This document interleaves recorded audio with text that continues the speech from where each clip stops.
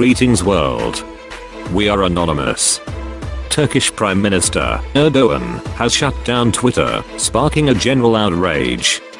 Prime Minister Erdoğan has taken the state repression of Turkey's citizens' freedom of speech to a whole new level. The news started to spread like wildfire. Twitter has been shut down. During a campaign rally for the upcoming municipal elections in the western city of Bursa, Erdoğan had declared to a crowd of AKP supporters that he was determined to shut down the social media platform. "We now have a court order. We'll eradicate Twitter. I don't care what the international community says. Everyone will witness the power of the Turkish Republic," he stated in his typical authoritarian fashion. The Prime Minister had already threatened to shut down Facebook and YouTube. These mediums had been used to share and spread the leaked telephone calls between himself and his son Bilal, discussing how to zero out the millions of dollars of stolen cash they had hidden at their homes. But after statements by the country's president, Abdullah Gül, who said that their closure is out of the question, the people took Erdoğan's rhetoric for just that, rhetoric. No one expected this blatant closure of one of the country's main communication systems. Twitter is not only used by the opposition, both within and outside of the political arena, but also by the country's leading duo, Gül and Erdoğan, who both have over 4 million followers. Despite their strong social media presence, the Prime Minister apparently felt threatened by what he himself termed a robot lobby, which he accused of targeting the government through Twitter messages. With this latest move, Erdoğan seems to have finally and definitely lost it.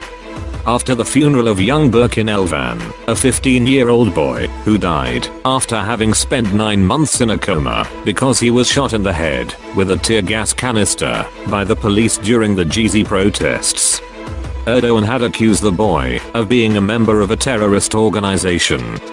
These hate-inciting and utterly ridiculous remarks were enough reason for the Turkish Doctors Association, the TTB, to release a press statement in which they collectively expressed their concern over the state of Erdoğan's mental health.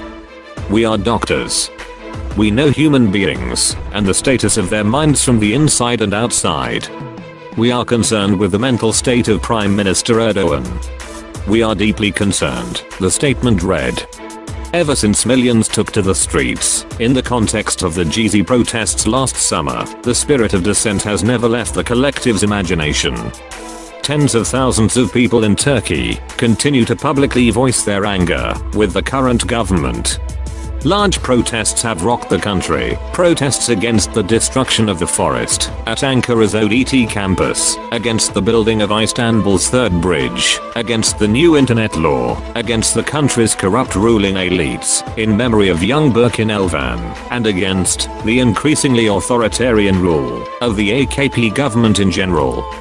The closure of Twitter is only the latest attempt by the AKP to crack down all voices of dissent. In a country which jails more journalists than any other country in the world, the freedom of speech provided by online social media platforms was like taking a breath of fresh air amidst the toxic fumes of the increasingly authoritarian neoliberal and consumerist swamp Turkey has turned into. The closure of Twitter is made possible by a new internet law that places extrajudicial powers with the Communications Technologies Institution, which now has the power to close down websites within a few hours within a court ruling. However, the people of Turkey have proven to be as defiant online as they are on the streets, and the reports of the closing down of Twitter were followed closely by links to VPN services and DNS servers that could be used to circumvent the ban. No one shuts down the internet on our watch. We are anonymous. We are legion. We do not forgive. We do not forget. To Turkish Prime Minister Erdoğan. This is just the beginning. Expect us to continue the fight.